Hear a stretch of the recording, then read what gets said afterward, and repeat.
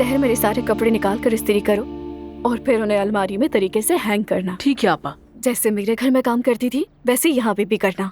कुछ समझ ना आए तो पूछ लेना। अच्छा, मेरी इस्त्री लाई हो? हाँ लाई हूँ। हाँ ठीक है। अब तुम टाइम वेस्ट मत करो, जल्दी जल्दी से मेरे कपड़े इस्त्री कर दो और खराब मत कर देना। फिक्र मत करे आपा, मैं यहाँ वैसे ही काम करूंगी जैसे आपके घर में करती थी। और हाँ, एक और बात, अजलान की अम्मी टांग अड़ाएंगी, होशियार रहना। अगर वो कोई काम कहे तो मना कर देना, कहना कि मैं सिर्फ उरूस साहिबा की खिदमत के लिए आई हूँ। मैं उनसे पूछे बगैर कोई भी काम नहीं करूंगी। क्या बातें हो रही हैं? मैं सहर को काम समझा रही थी। खुशामदीद सहर। मुबारक हो आपको। कैसे हैं आप? शुक्रिया, मैं भी ठीक हूँ।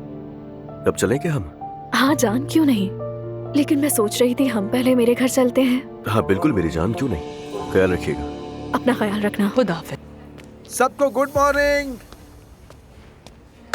एक खुशखबरी है। कैसी खुशखबरी? अंदाजा लगाओ किसने बेहतरीन डे टाइम शो का अवार्ड जीता है, बताओ।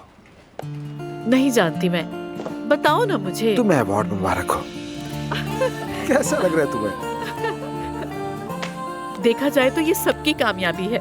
तुम्हें भी मुबारक, तुम्हारी वजह से मैं यहाँ तक पहुँची हूँ। वैसे सच कहूँ तो मुझे यकीन नहीं आ रहा। मैं ये सोचता हूँ कि यकीन का काम तब होता है जब ये दो तरफा हो। मुझे खुशी है कि हमने एक दूसरे पे यकीन किया। बिल्कुल।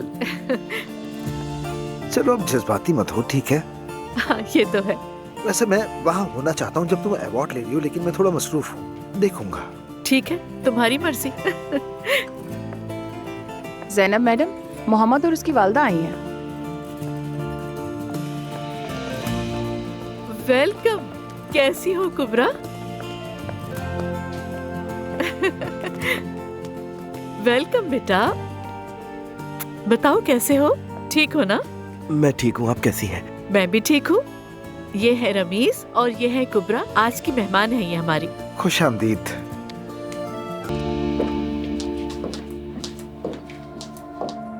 बहुत नर्वस हो रही हूँ। क्यों, अब क्या हुआ?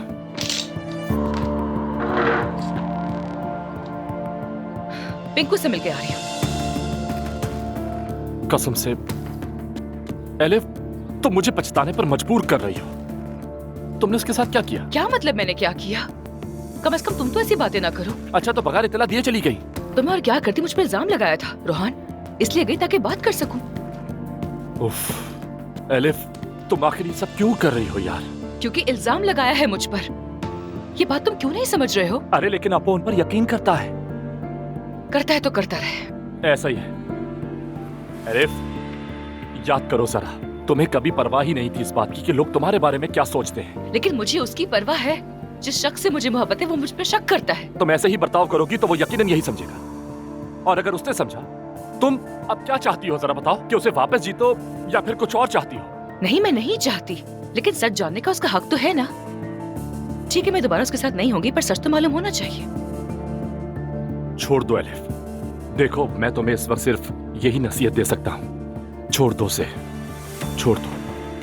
मैंने उसे पहले ही छोड़ दिया है। कोशिश की पर फायदा नहीं हुआ। फिर जाहिर आखिरकार ये तो होना ही था ना। भाड़ में जाए, उसके लिए मैं खुद को पागल नहीं करूंगी।